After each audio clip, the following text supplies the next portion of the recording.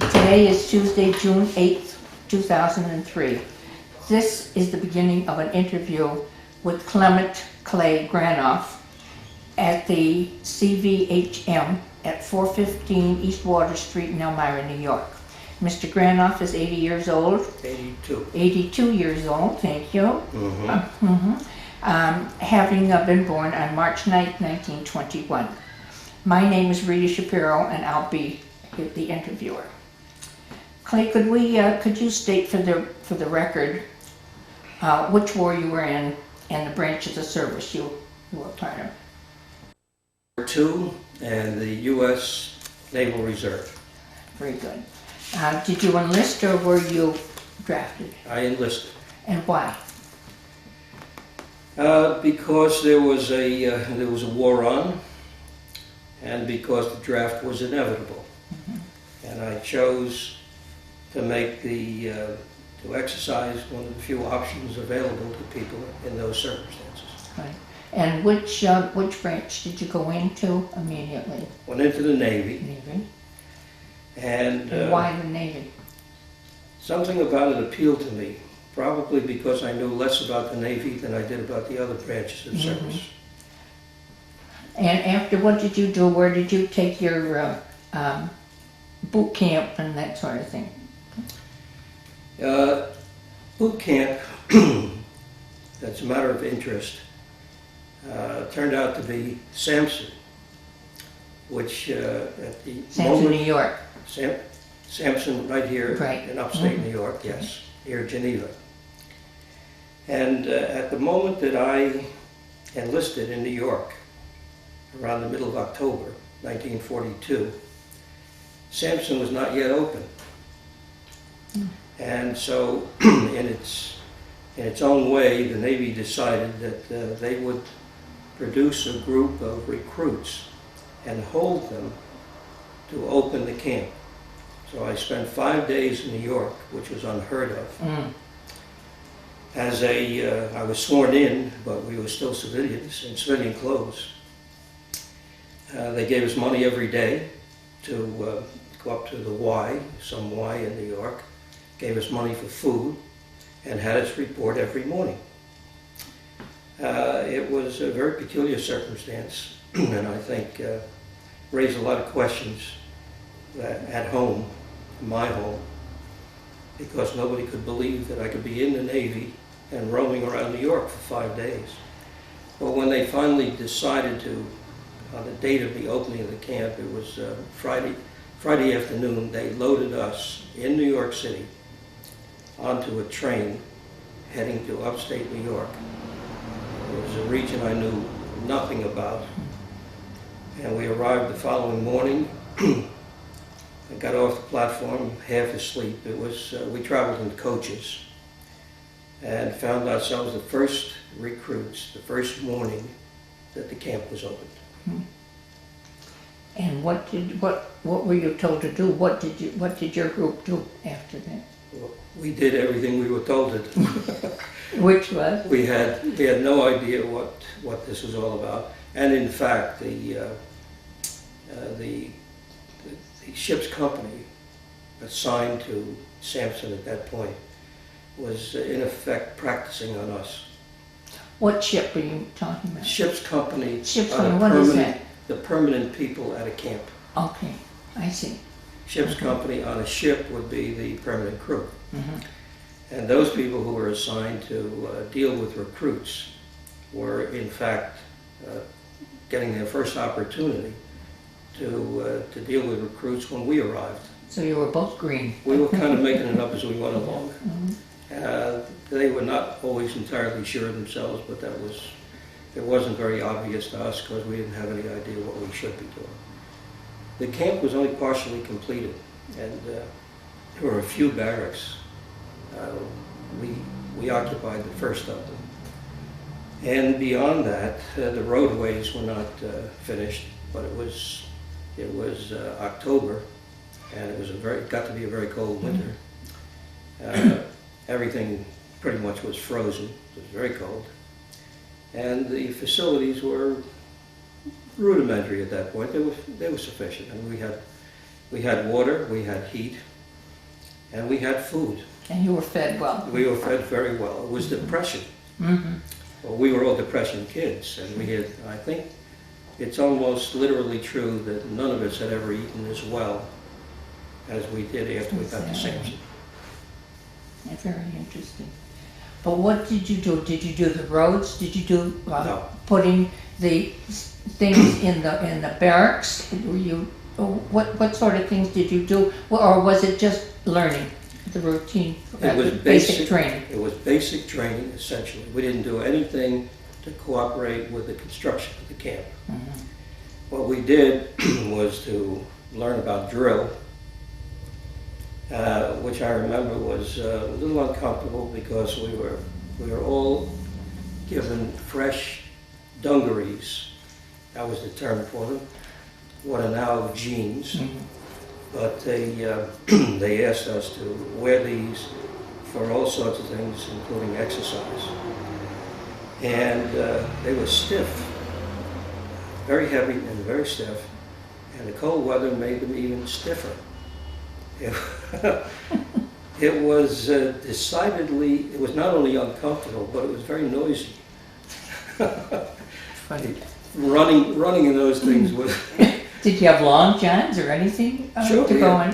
we have everything, excuse me, everything appropriate to the season, but you still had to wear these stiff pants. Now, in time, you learned that after they'd been laundered a fair number of times, they began to soften up, and they were very comfortable. At the outset, though, they were unbelievable because they were much heavier than anything we had encountered in civilian life. Then, in other words, this was tantamount to your basic training. It was basic. And how training. long were you there? 16 weeks. Okay. 16 weeks included one trip to the USO in Geneva. Yeah. At the time, I remember feeling that was enough. Really? It was a break from camp, but camp life is not that bad. We took to it fairly well, and there was always the idea that this was going to be a temporary period, and then you're going to move on to something else, and so that occupied us and constituted a part of our conversation all the time.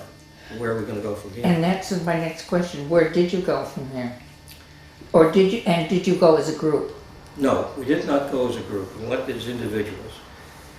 We had to fill out all sorts of questionnaires and undergo an interview, a personal interview at some point, after which decisions were made about where we should go. I was assigned to the signal school at the University of Chicago.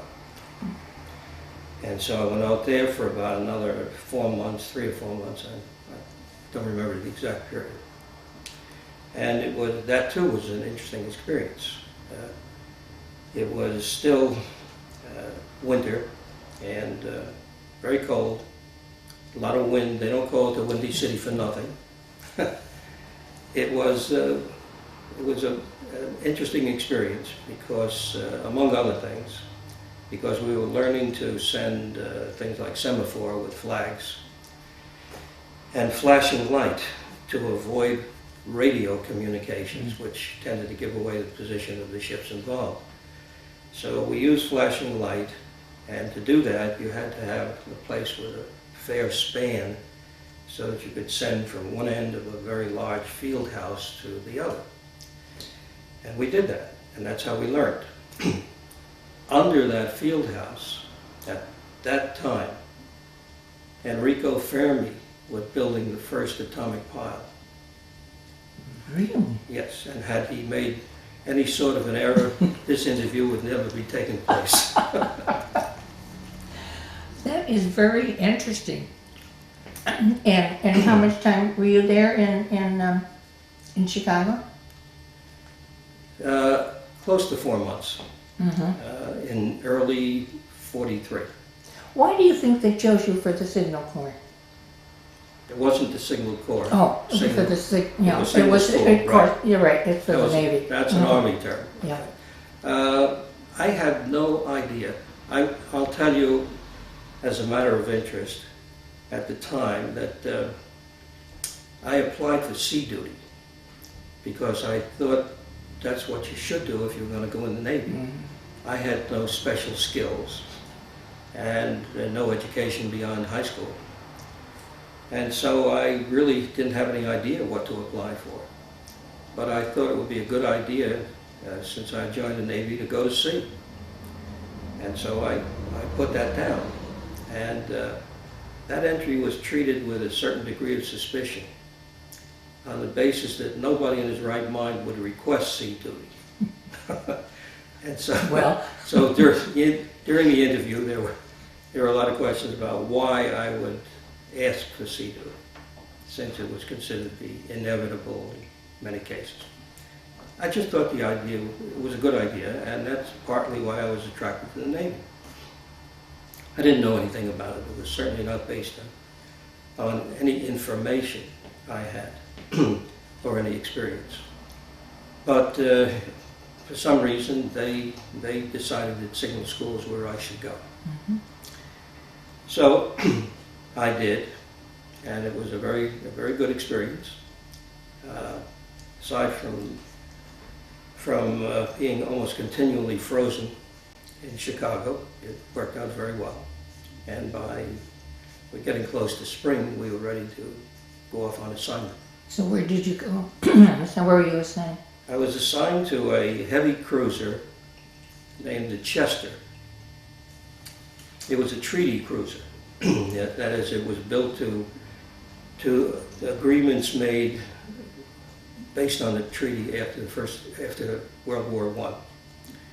And in that sense was limited to 10,000 tons. It was a very sturdy ship, but it had already, even at that early stage, it had already been torpedoed in the South Pacific. And because the West Coast shipyards were pretty well engaged in all sorts of activities related to shipbuilding, they decided to send this ship back to the East Coast to be repaired. It was still viable in the sense that it could move, and so they sent it back through the Panama Canal and up to Norfolk, Virginia, where the repairs were made. With you on it now? Were you already on? Okay, No. this was prior to you. This all happened prior to our assignment. By the time we were assigned to the ship, it was getting ready to go out on sea trials and return to the Pacific Fleet. Got aboard, got accustomed to the routine, and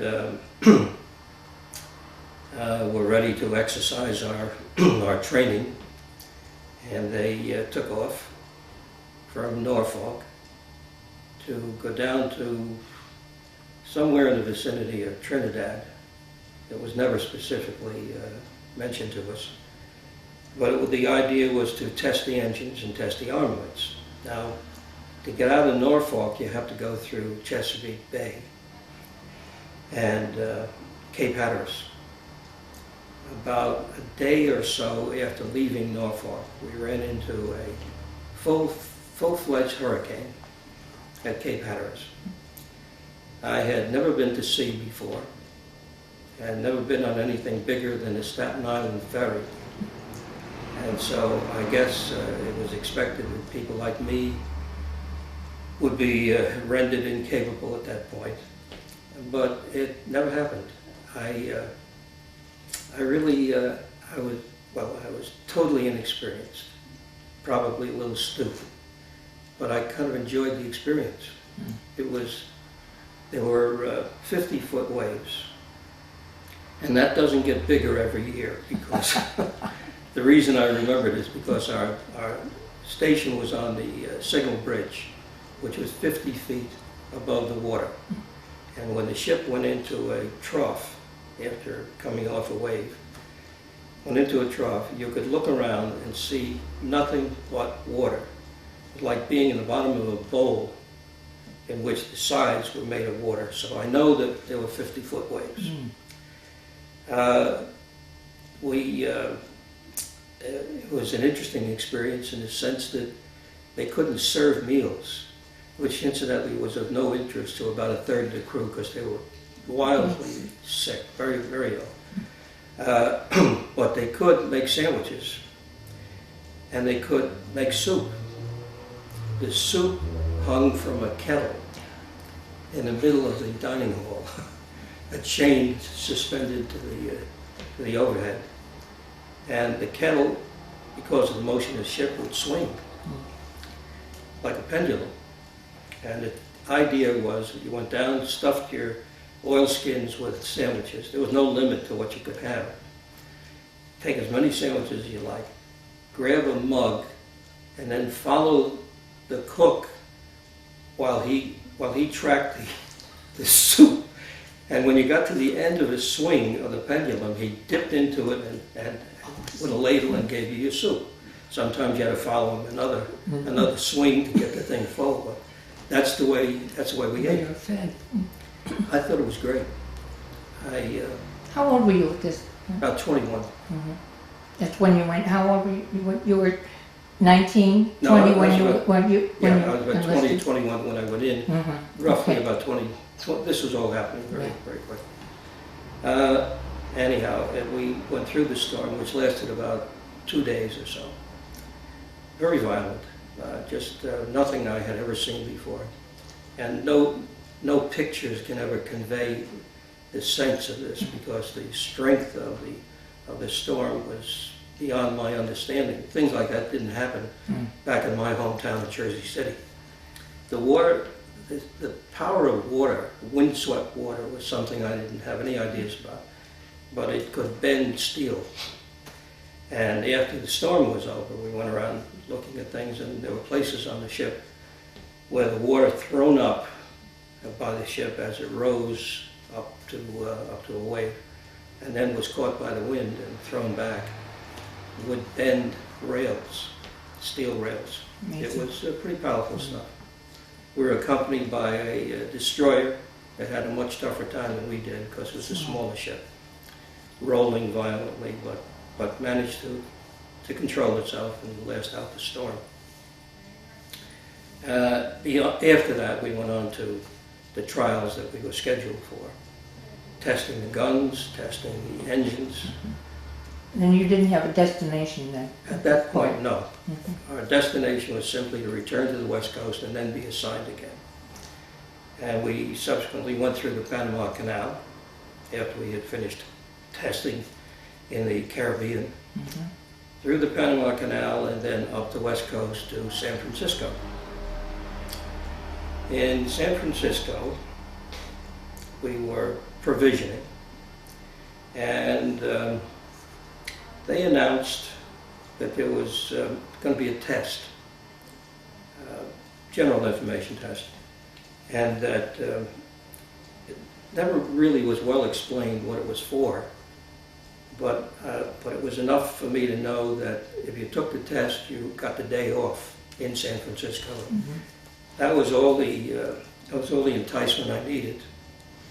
So I took the test and had a very nice day in San Francisco. I got back to the ship, and they had decided at that time to use the ship for one emergency cruise, in a manner of speaking, to get 800 Marines to Honolulu very quickly. We were much faster than transports or Liberty ships or anything of that sort. The ship, in fact, at one point, when it seemed like every rivet was about to pop, did hit about 30 to 32 knots. This is an old treaty cruiser, and that would be equivalent to close to 40 land miles, something on that order. They emptied half the crew. It was by volunteer, and I stayed aboard because, again, I wanted to see something at sea duty. And we went to Honolulu, dropped off the Marines. I saw the Arizona in its original condition in the harbor, which was pretty heartbreaking. And reprovisioned, came back, at a high rate of speed, and picked up the rest of our crew in San Francisco, and then were detailed to join the Pacific Fleet and to get ready to engage in combat. And in time, the first engagement we were involved in was Tarawa. And it required a Marine landing. The day before the landing, our ship became a flagship of a task unit, which meant we had an admiral aboard. And there were 2 other heavy cruisers and about 4 destroyers. Our assignment was to ride up to Tarawa and bombard the beach and the landing site. And the intention was to render it impotent so that the Marines landing the next day wouldn't encounter too much resistance. And your boat was heavily armed and had great arms? My ship had 9 8-inch guns. To put that in perspective, battleships had 16-inch guns. I see. They were very large guns, and they could do a lot of damage. And we rode up and were very close to Tarawa, and spent a half hour riding alongside it, bombarding everything in sight. I don't think there was anything standing by the time we were finished. When we finished that, ran up past the island, we turned around and came back, did the same thing from the other side.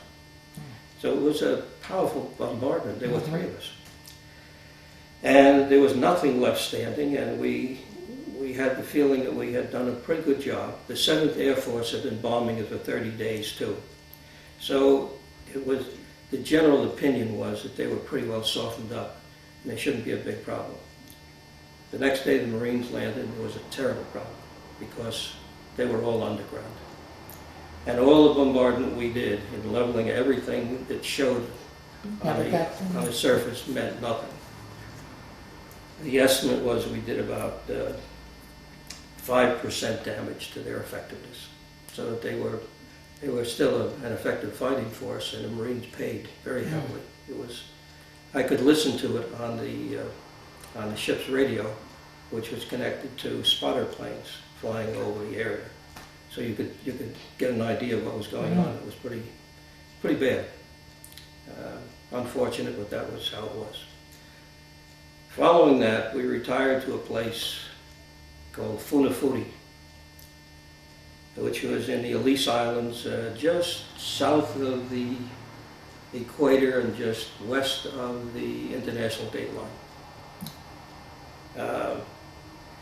It was a tiny island.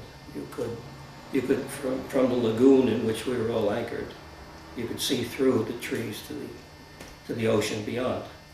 But it was a convenient place for storage, supplies, reprovisioning ships, that sort of thing. And what we were doing was gearing up for the next step, because the fleet was going to do what it eventually accomplished. That is to go from island to island, approaching Japan. It was at Funafuti that I was called down to the executive officer, the number 2 officer on the ship. Called down to meet the executive officer, and I remember going down and trying desperately to review in my mind what I might have done wrong. I had never been called to meet him before, and I couldn't think of a reason why he would want me by name to appear. So I did, and he checked to see that this was the right person, and then said, "Did you apply for V12?" And I stood there pretty blankly, because I didn't remember applying for V12. I wasn't even sure what V12 was. And he waited a minute, could see that he wasn't going to get a place with that question. And he said, did you take a test in San Francisco? I said, yes, sir. That I remembered, yes. I did take a test. He said, well, that was for V12.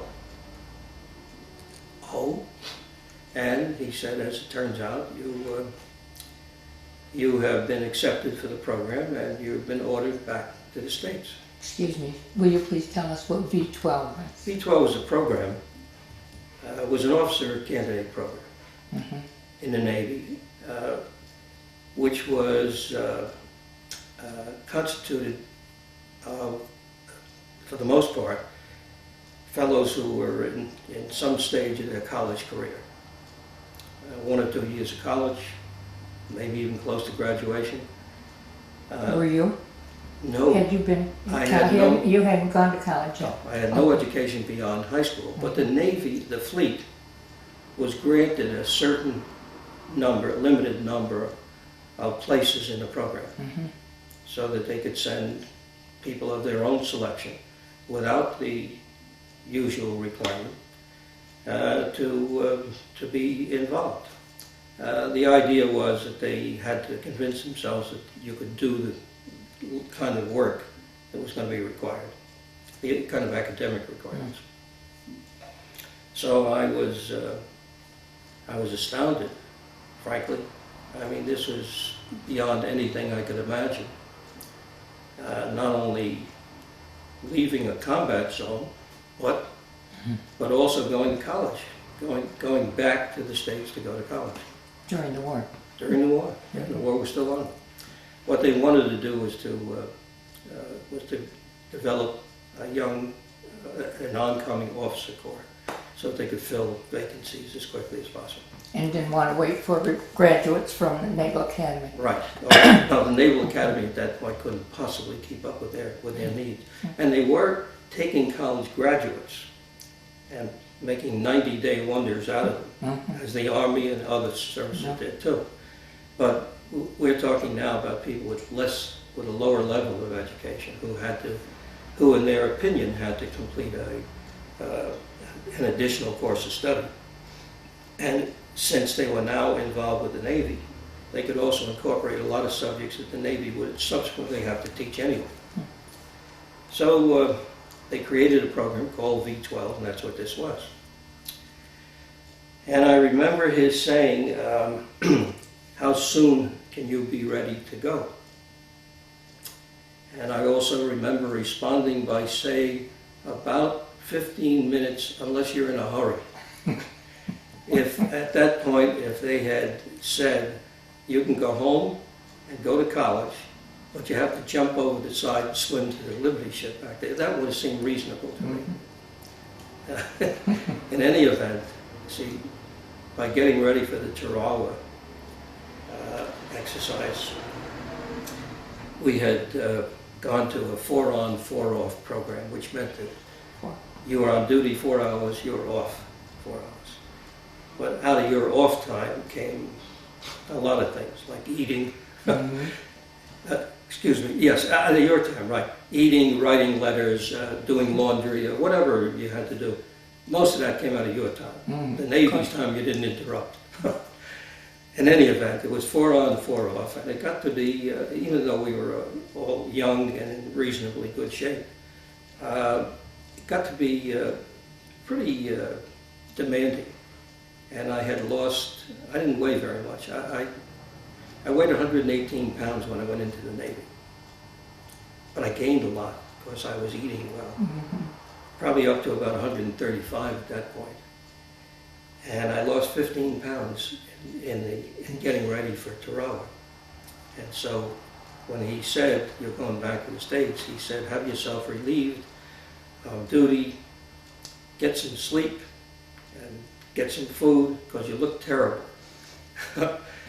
And he said, we don't like sending servicemen home who look terrible, because it's bad for civilian morale. Heck with yours, Meryl. Never mind, that's right. We're not worried about yours. So I was very happy to comply with his instructions, and had myself relieved, and I was kind of a guest aboard ship. Then they transported us to a Liberty ship out in the harbor, which was going to take us back. Where was this? What was the harbor? Funafudi. Okay. They transported me and a sorted, motley group of people from all over, from Marines, from the 7th Air Force, from other ships, from Seabees, all kinds of people, for a variety of reasons, who were heading back to the States. And the ship was a Liberty ship under the control of the Maritime Service, so they were civilians. Everybody else was in uniform, and it couldn't. When we got together and talked about it, it seemed unlikely that we would ever make it. This is a Liberty ship, which was slow to begin with, and it was going to be unescorted back through the Pacific to Honolulu. Didn't seem likely that we'd be able to get all the way, but it wasn't that anybody was fatalistic about it. I mean, we were happy to be going, and it was a reasonably cheerful lot. And we did. We plowed through the Pacific day after day, and I can't even remember how many days, a long time, several weeks. Got to Honolulu. Again, reprovisioned, took on some food and some fuel, and then proceeded to San Francisco. And again to San Francisco, we arrived just at dusk when they were pulling the chain across the harbor. It was an anti-submarine chain. And during the day, they opened it up for traffic. But at night, they didn't want anything sneaking in, so they used to pull the chain across the harbor. We got there just a little late and had a circle outside. And we were convinced that we made it across the Pacific, but we'd never see San Francisco in the morning. But we did, and it circled around outside all night. In the morning, they pulled the chain back, and we entered San Francisco. And that's where I got to Treasure Island, where we got our first orders with respect to the new program. I was given 25 days to go from San Francisco to San Diego. You can do that in less than a day. But they didn't specify how. You were on your own. All you had to do was report by a certain date. So I went by way of Jersey City, which is where my folks were. Went home on a day train, a coach. So you're going to sit up for 3.5 days or 4 days, 4.5 days I think it was, yeah. About 4.5 days before you get into New York. And I remember there was a big cupboard on the train where the porter made coffee and had all kinds of stuff, and at night would take it all away. And I found out that I could sleep in that. So I was in preferred quarters. Anyhow, it was, you can imagine, it was a very friendly group. You had to get friendly because you're going to be together for a long, long time. 4.5 days later, got to New York, and then to Jersey City, just across the river. Spent 16 days at home, and then started back again. And another 4.5 days to San Diego. Reported San Diego on time. It's worth mentioning that I just made 2 trips across country on a coach at a time when the railroad stations were plastered with signs that said, "Is this trip necessary?" I was at San Diego for about 4 days, and I got my orders. And the orders were to go to Princeton. So 3 trips across country in a little over 30 days. Going to Princeton, however, we were now under the auspices of the Navy, and so we did on a troop sleeper. Troop sleeper was probably a good idea at the outset, but the equipment was really poorly maintained. Everything on the thing was broken. I think very little water and no shower. The bunks were about 4 high and just springs for the most part. Pretty rudimentary, the whole thing, but considering what you were going toward, it was all very worthwhile. Nobody complained, and we managed to get to Princeton Junction one morning. At about, I don't know, 5:30. By 6 o'clock we were assembled somewhere at Princeton, and the medical officer came by to check us out. I remember that he told us we were the grungiest lot he had ever taken a look at. And I also remember offering to go get cleaned up. I mean, if he gave us an hour, we'd go. It was right. I mean, we'd been aboard this thing for 4 days, and we looked pretty terrible. But we'd get cleaned up and get into clean uniforms and come back. No, he said that you're here now, we'll do it. And very tough guy, very unsympathetic. I think he had some doubts about people in the fleet entering V12. It struck him as inappropriate. Didn't matter. Anyhow, that's how we entered the program. Stayed at Princeton for a couple of semesters. Interesting place again. What kind of courses did you take? You were taking the usual courses, starting essentially as a freshman. You're going to have to take all the courses that would basically lead you to a degree in science, because they wanted you to take all the math that you could possibly absorb, and all the academics that they could squeeze into the program, and even eventually left some electives. And I'll tell you what I did with those, but not at Princeton. There it was pretty closely regimented and laid out, and you took whatever courses they gave you. And they were well taught. I mean, the teaching was good, and most of us had never been exposed to that kind of an institution. It was very good, and of course Princeton was not that far from home. Now, at Princeton, Albert Einstein was connected with the Institute for Advanced Studies, and so he was resident in Princeton at the time.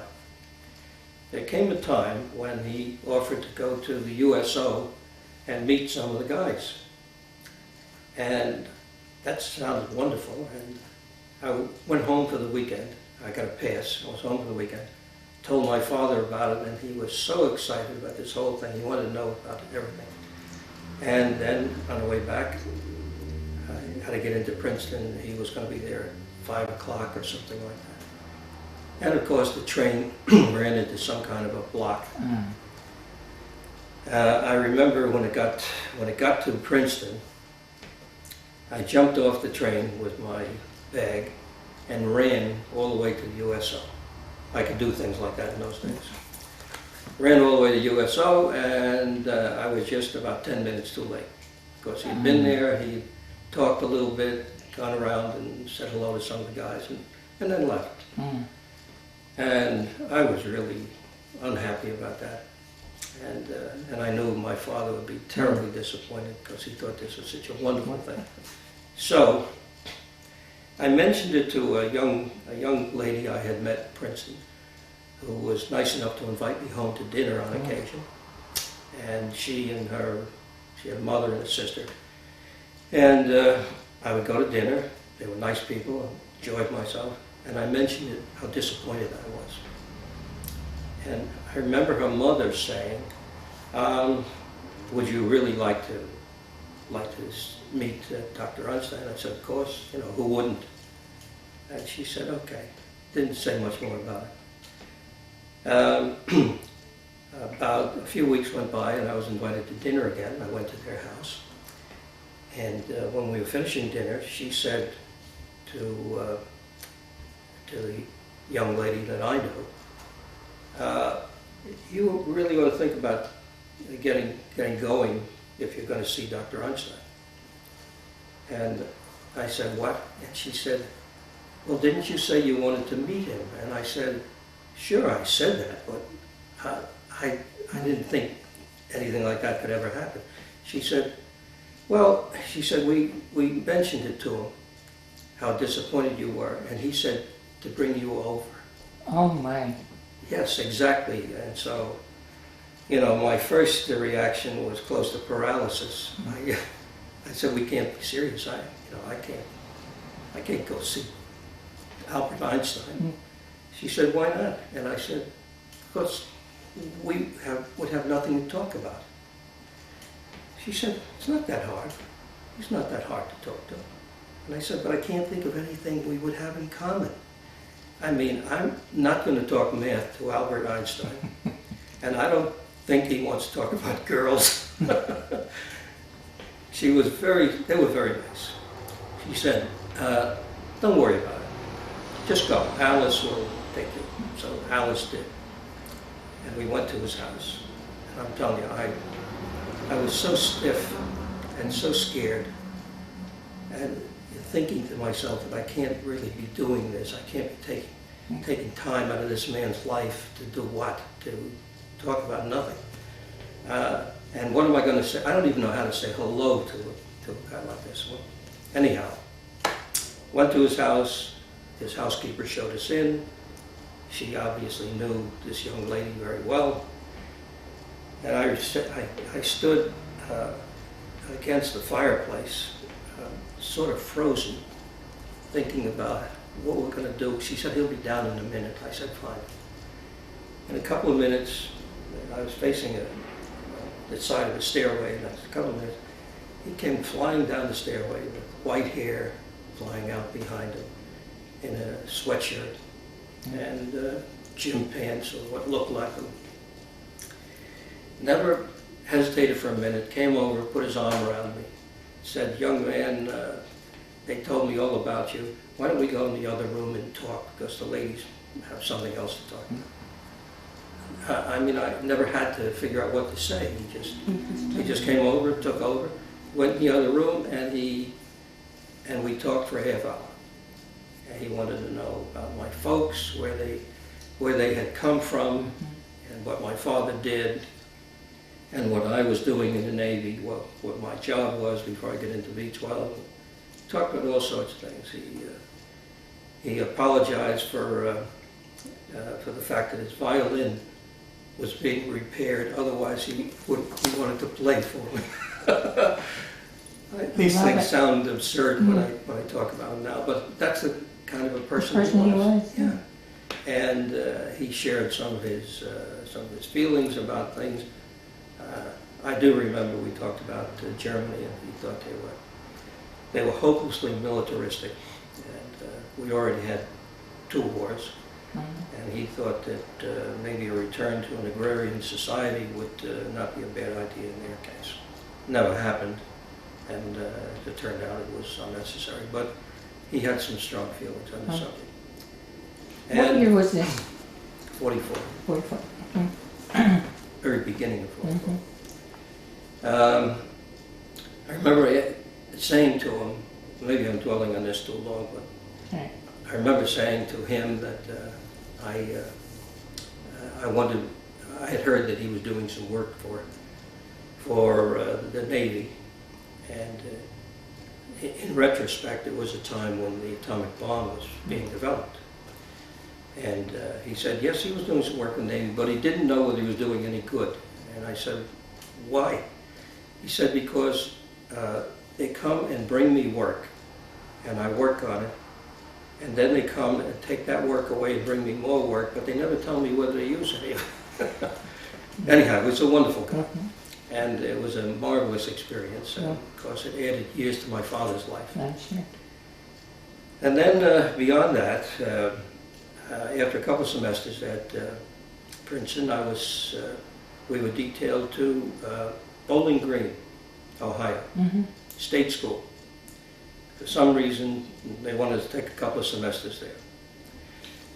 So we went to Bowling Green, and it was a very nice school, and of course the facilities in Midwestern state schools were fantastic. They had, this state college had an airport of its own, where they taught students to fly. And it had a what they call a natatorium, which is a large, beautiful building built by the WPA around a swimming pool, an Olympic-sized swimming pool with stadiums around. Fantastic stuff. Oh, and a horseback riding academy, among other things.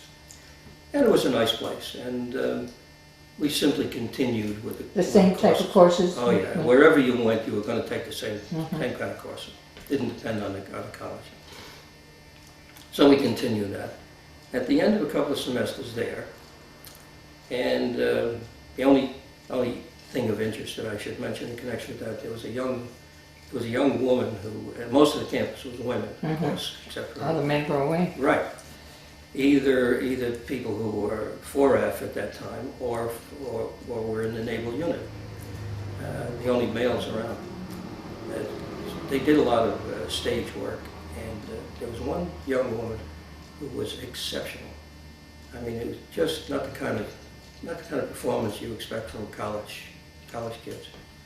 And she turned out to be Eva Marie Saint. Oh, for heaven! Yeah. And after a couple of semesters there, I was then detailed to Harvard. And that was great excitement, because from there we were going to finish up. Great place, wonderful atmosphere. I was walking down the street one day and thought I recognized somebody. And this is a little later in the game, but at one point I did recognize a fellow. Turned out to be my signal officer aboard the ship. He was there for study too? No, he was a Harvard professor.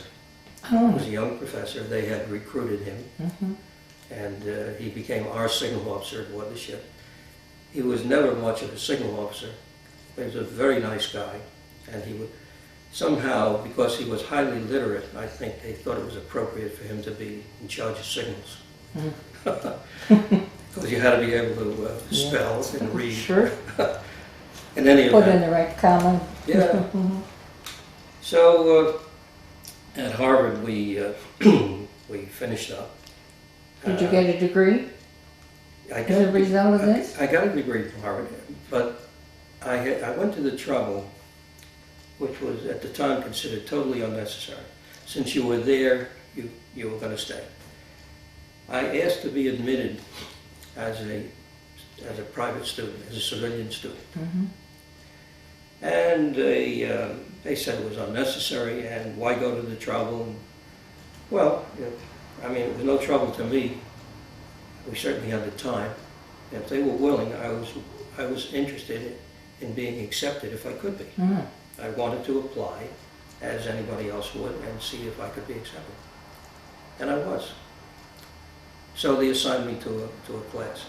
It turned out to be a very valuable development, because if I had left the program, as I did eventually, before graduation. See, on graduation you would have gotten an ensign's commission in the Navy. But then you'd be expected to spend at least a couple of years. You had the obligation. I already had the points from having served in the fleet, so when the time came, I elected to be discharged and became a civilian, but I could go back immediately. Go back to Harvard. Yes, back immediately into my class. And so pretty much that was my experience. That was your experience. That sounded very, very interesting, very exciting. You did see, some of the war. Yeah, I got a pretty good idea what was involved. Yeah, and it was very clear that it was serious stuff, and it was going to be very demanding, and that's what I thought the rest of my naval career was going to be. Hoping to advance in terms of my signalman status. Signalman third class was the equivalent of a sergeant in the Army. And then you could advance to a second, first, and chief. And I remember having notions along that line. If I stayed long enough, I was hoping that I could work my way up in a hierarchy. But that would have been it. And if I had stayed long enough at Harvard, I would have also gotten a commission in the Navy and then gone on to some assignment somewhere in the fleet. When were you discharged then? Discharged in February 46. And then you went right back to Harvard Yes. and continued there? Continued there. Until your degree? Actually finished up early, Mhm. got a job in 46. I was in the class of 47. So I never attended my commencement exercise because I already had a job. Mhm. And at the time that was more important to me than a ceremonial occasion. So in other words, your time in the service was well spent for your civilian life. Oh yeah, that was a great assistance to me. Not in specific terms, it didn't prepare me for a specific career, but with respect to, first of all, the service in the fleet, which gave me a sense of, I was still a very young fellow, but gave me a sense of responsibility. And gave me the idea that I could be entrusted with some demanding requirements, and that I had that I was capable of responding to them. In other words, your time in the real military was of great use to you personally. Yes, it was. It was. Had meaning for you. Right, because nothing in my civilian life up to that point approximated that in any way. Nor could it, yeah. Nor could it, exactly. No, it was very structured. The requirements were very clear, and the expectations were always understood, and it was something that I responded to pretty well, and I really felt like as though I benefited from it greatly, in terms of attitude, if nothing else. And that was a carryover into everything else I did. In a sense of responsibility. Sure, yeah. I was thinking of anything else in connection with that. I don't really think there was anything else that would be of interest in connection with my military service. Did you keep in touch with anybody from the service afterwards? No. You didn't make that kind of friendships No, or opportunities to... No, because I had been away from, well, in service, you mean in V12? Yes. Yeah. No, I had met a few fellows. I met a few guys in the fleet that I liked a lot, but I'd been away from that for so long that I didn't have any idea where they were or how to get in touch with them. Truthfully, I think we were all concentrating on getting on with our lives. Mm-hmm. By that time, I'd been in service for about 3.5 years, even though the last part of it was pretty pleasant and pretty rewarding, but it was still service, and you didn't go. Right. You didn't just do anything you felt like. You still had some very clear obligations. I was anxious to get on with my life, and I know that attitude was shared by a lot of people. If I had not been, I would have stayed in service. I would have gotten a commission and then spent a few years doing that. I just thought I'd like to get out and test my wings a little bit. Yeah. But you did meet with some of your V12 people. I mean, you kept up with some of the group at Harvard, didn't you? You wrote this paper. Yes. Mm-hmm. Do you want to explain about that paper a little bit? Well, the paper was written in response to a request from the class secretary, class of 47, in which he asked everybody who was willing to relate their experiences in the war leading to Harvard. Now, most of these people were not V12. They were simply people that I met at Harvard. No, I shouldn't say most of them were not V12. That's not correct. Most of them would be V12, but I also met some people who were not involved. Incidentally, at Harvard, and again, I'm taking a little detour.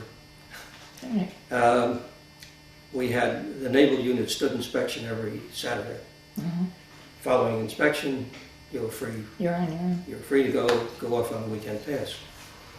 However, if they found anything wrong, either in terms of personal hygiene or anything else, your weekend pass could be easily canceled. Some of the boys decided to put together a little pickup band and play on Saturday mornings, starting well before inspection, but continuing up to the inspection process. Commanding officer at that time thought it was a real good idea.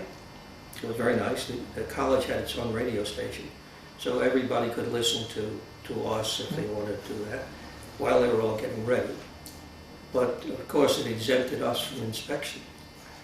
So it was a very attractive idea. There were 4 or 5 of us. I think there was a guitar, there was a drum, there were 2 guys played the piano, and I sang. The fellows who played the piano, as it happened, were a couple of guys named Jack Lemmon. Come on. Seriously. And Johnny Knowles.